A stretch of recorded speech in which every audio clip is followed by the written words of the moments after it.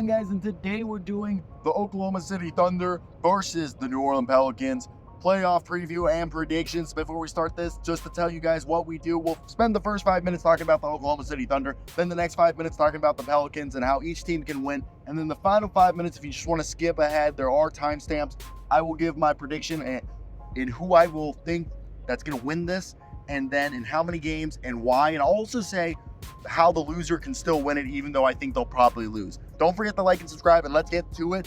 Oklahoma City Thunder are a ridiculous squad. Top to bottom, honestly, there's a reason why behind the Denver Nuggets and the Boston Celtics, Las Vegas sportsbooks have the Oklahoma City Thunder as the third favorite to win the championship.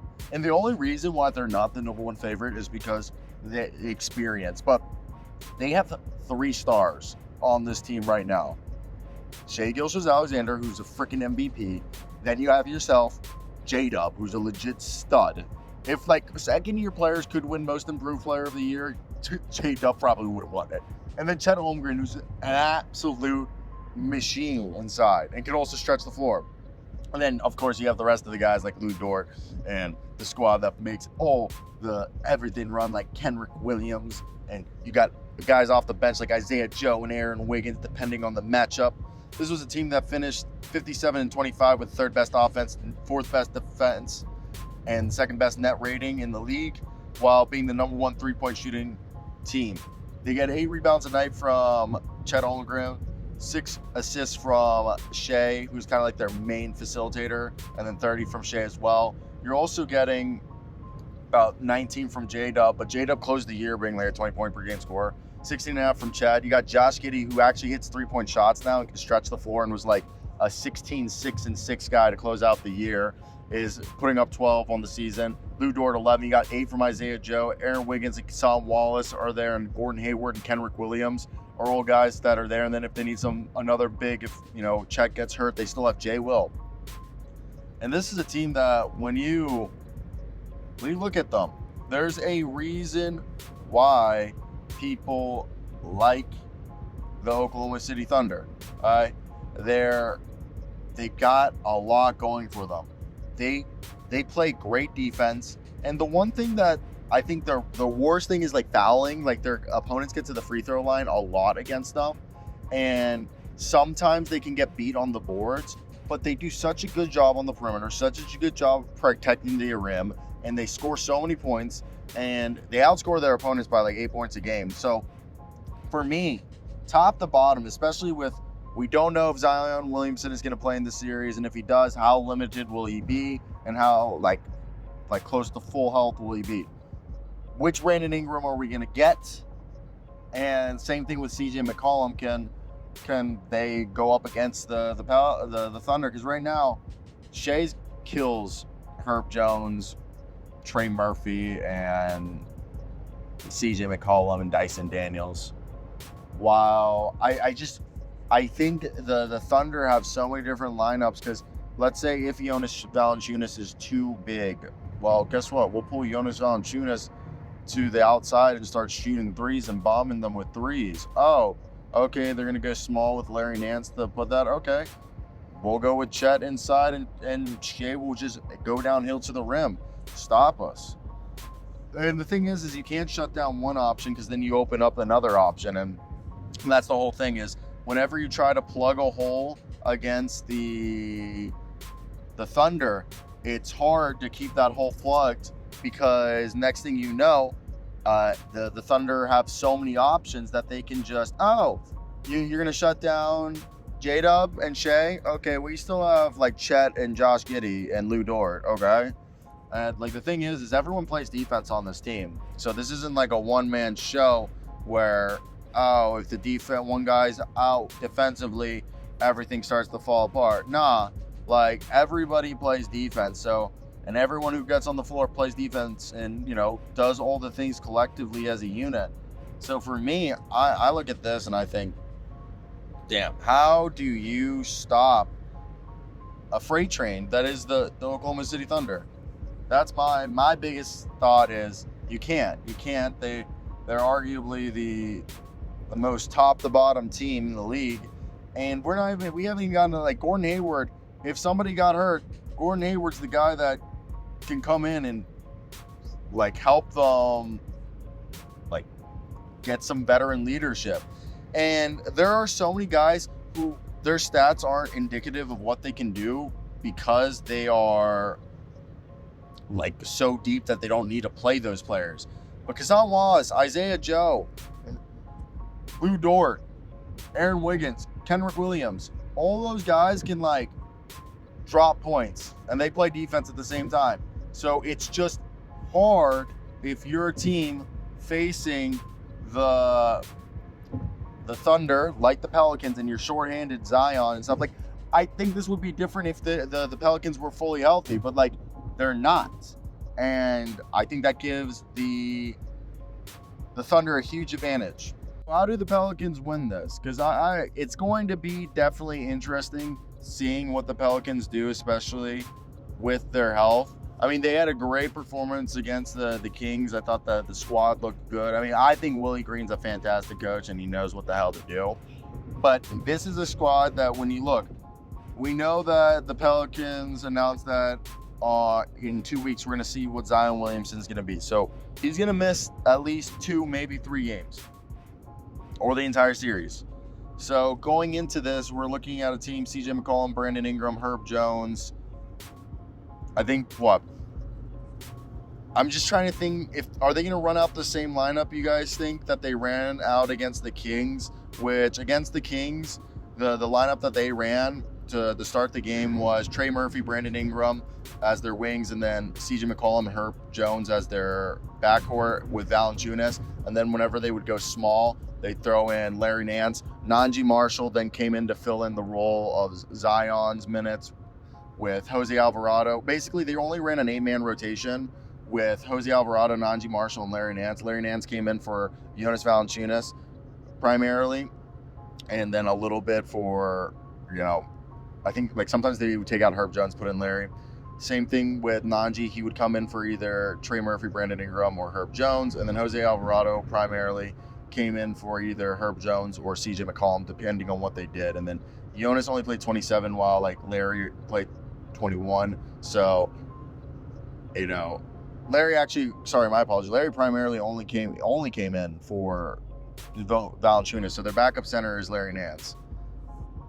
Now, I think right there what we saw, the Pelicans only shot 19 threes. And what they're going to have to do, though, and they only shot 13 free throws, but what they were able to do was control the boards. And I think that's going to be really, really key. And the other thing they did was they forced the Kings, who are a decent three-point shooting team, to shoot 26% from 3 on 41 attempts, 11 from 41.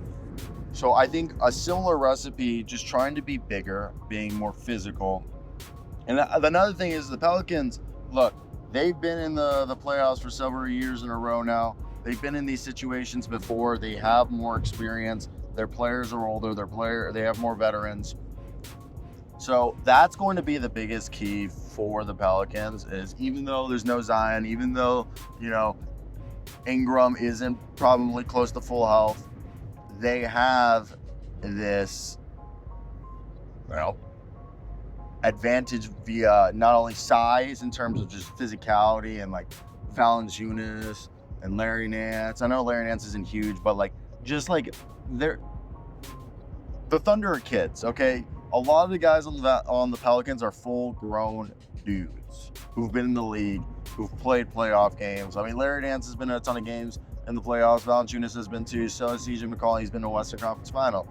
Brandon Ingram's played in playoff games. You got, even Herb Jones, Jose Alvarado, and Trey Murphy. They've had their, they played in play-in and they played in a playoff game. So when you look at it for me like that, I just think the Pelicans' age really bodes well for them, as well as their size. Going back to the thing, the one thing that if you look, after J-Dub, Lou Dort, and Josh Giddey, those guys are 6'4", 6'5", 6'6", same thing with Shea and Kazan Wallace. Gordon Hayward, 6'7", Chet, 7'1", Jay Will's 6'11", and after that, Isaiah Joe, Kenrich Williams, Aaron Wiggins, they're all 6'6", bro. They don't have huge size. when I talked about this before, outside of CJ McCollum and Jose Alvarado, everybody else in the lineup for the Pelicans is over 6'6". Herb Jones like 6'6", 6'7". Same thing with Dyson Daniels and Trey Murphy. That's 3 dudes right there. Brandon Ingram like 6'8", 6'9". Okay, you got Larry Nance like 6'8", 6'9", 6'10", whatever you want. Jonas Valanciunas like huge 7-foot behemoth. Like they are huge in comparison to the freaking Thunder, and I think that's going to be something that's huge. I'm also like driving through Jacksonville right now, and I just noticed like this railroad bridge raises. I've never seen that before, and it's super cool. But yeah, I'd love to hear your guys' thoughts on this one. Do you guys think the size and the playoff experience and the age is going to play as much as a factor as I think it could? I mean, it really, if the Pelicans were to upset them, I think that's a contributing factor. The thing is, if they can draw fouls, the Thunder are a team that does not do a good job of not, they give up a lot of free throws. So if they can get to the free throw line, I mean, the free throw line can keep them in the game. They're significantly a bigger team, and they can get to the Thunder they give up a lot of free throws. So, and CJ McCollum and Brandon Ingram are guys who can get to the free throw line. So that's what the Pelicans have. But like, you look at the Thunder, and I think the Thunder are just the squad. Shea's an MVP. Okay, you got Chet, who like two-way menace, as well as J-Dub, who's also like a secondary playmaker. You still have Lou Dort, Isaiah Joe in there, okay, who are going to help score. You got Gordon Hayward. You got Josh Giddey, who's going to help facilitate, and he's the slob wizard. Aaron Wiggins, Kendrick Williams, Kazal Wallace. And then, like, that's just the top, okay? Because if we go ahead and want to look at the rest of the roster, the crazy part is they still have, like, on the stock, Jay Will, Ousmane Dieng, Lindy Waters. So, I believe, if they need to break the glass, correct me if I'm wrong, Bismack's still there? Or did they cut him before the playoffs? Bismack Biyombo is still in the Thunder, even though they're not really playing him. So if they do need size, that whole thing where I told you, if Chet is getting killed by Jonas Valanciunas, guess what? They can break the glass and call up Bismack Biyombo. And you're thinking, well, what if they need size and still need to space the floor? They can break the glass and call up Mike Muscala, who's 240. So they kind of prepared for this, that, hey, if Chet does get manhandled in the playoffs, Mike Muscala can be the bigger bodied three-point shooting who might give up some defense, while Bismack Biyombo can be the rebounding defense guy if Chet gets hurt, so they can just do that. Or if Chet gets hurt, or if Chet, struggles. So, guys, I think this is a 5 to 6 game series. I'm going Thunder. Unless Zion Williamson comes back and the Pelicans find a way to just gut the Thunder, and the Thunder are just too wet behind the ears and they just struggle, and they get exploited through their free throws, I just find it incredibly hard to choose the Pelicans, because the Thunder are just that much better of a squad. So that's where I want to hear your guys' opinions. If you're Oklahoma City Thunder fans, if you're New Orleans Pelicans fans, if you guys made it to the end of the video, let me hear your thoughts. Who do you guys think will win this, and why, and how many games? Again, I've said it, I think the Pelicans, this would have to be a 6 or 7 game series for the Pelicans to win. The Pelicans, the upset on them is going to be huge, would be a huge thing, but it would take a lot. It would take a lot, and I think it would require Zion coming back and Ingram and McCollum being incredible while he's out.